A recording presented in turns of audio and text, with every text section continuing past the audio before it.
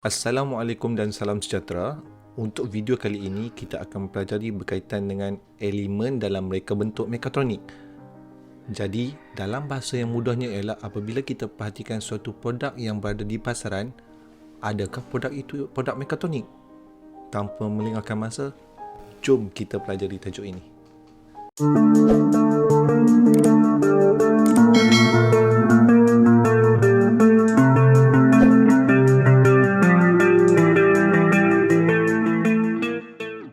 Di akhir sesi ini diharapkan anda akan dapat menguasai standard pembelajaran 1.1.2 iaitu mengenal pasti elemen mekatronik. Di dalam proses penghasilan sesuatu reka bentuk mekatronik, terdapat 4 elemen yang diaplikasikan dalam bentuk sistem di dalamnya. Jadi 4 elemen tersebut adalah, yang pertama ialah mechanical, yang kedua ialah elektrik, yang ketiga ialah elektronik dan yang terakhir ialah kawalan dan pengatur caraan. Untuk video kali ini, saya akan pergi satu persatu berkaitan 4 elemen yang telah saya nyatakan sebentar tadi. Kita akan pergi kepada elemen yang pertama iaitu elemen elektrik. Dalam elemen elektrik, fungsi utama elemen elektrik ini adalah membekalkan sumber kuasa bagi membolehkan peranti dalam sistem mekatronik menjalankan fungsi yang telah ditetapkan. Jadi, yang boleh saya ringkaskan di sini ialah fungsi utama sistem elektrik ialah membekalkan sumber kuasa bagi apa? Bagi menggerakkan komponen ataupun sistem yang terdapat dalam reka bentuk produk mekatronik tersebut. Elemen pertama bagi sistem elektrik reka bentuk mekatronik adalah sumber. Apabila kita membicarakan berkaitan dengan sumber, kita akan sentuh berkaitan dengan dua perkara, iaitu yang pertama ialah jenis arus yang digunakan dan yang kedua ialah berkaitan dengan daripada mana sumber tenaga elektrik itu diperolehi. Jadi kita sentuh kepada perkara pertama dahulu, iaitu jenis arus yang digunakan. Jenis arus dikategorikan kepada dua, iaitu yang pertama ialah arus terus dengan singkatannya ialah AT dan yang kedua ialah arus ulang-alik. Singkatan yang digunakan bagi arus ulang-alik adalah AU. Singkatan ini merupakan singkatan yang digunakan dalam mata pelajaran reka bentuk dan teknologi. Jadi kita sentuh kepada ciri yang pertama bagi arus terus. Arus terus digunakan dalam peralatan elektrik yang menggunakan voltan yang rendah, serta contoh sumber atau pembekalan bagi arus terus adalah bateri. Seterusnya ialah arus ulang-alik ataupun AU.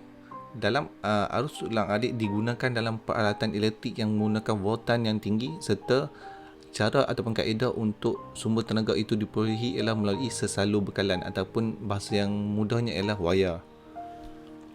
Seterusnya kita sentuh berkaitan dengan perkara kedua, iaitu daripada mana sumber itu sumber tenaga itu diperolehi. Maafkan saya. Jadi yang pertama ialah adakah sumber itu boleh diperbarui ataupun tidak boleh diperbarui. Sumber yang boleh diperbarui ialah sumber yang apabila kita gunakan boleh dijana semula, ataupun bahasa yang lainnya ialah sumber tenaga yang tidak akan habis digunakan. Contoh yang boleh saya berikan di sini adalah, yang pertama ialah tenaga solar daripada matahari, tenaga hidroelektrik daripada air, tenaga biogeosim daripada tumbuhan. Jadi sumber tenaga yang kedua, sumber tenaga yang kedua ialah sumber tenaga yang tidak boleh diperbarui. Apa itu sumber tenaga yang tidak boleh diperbarui pula?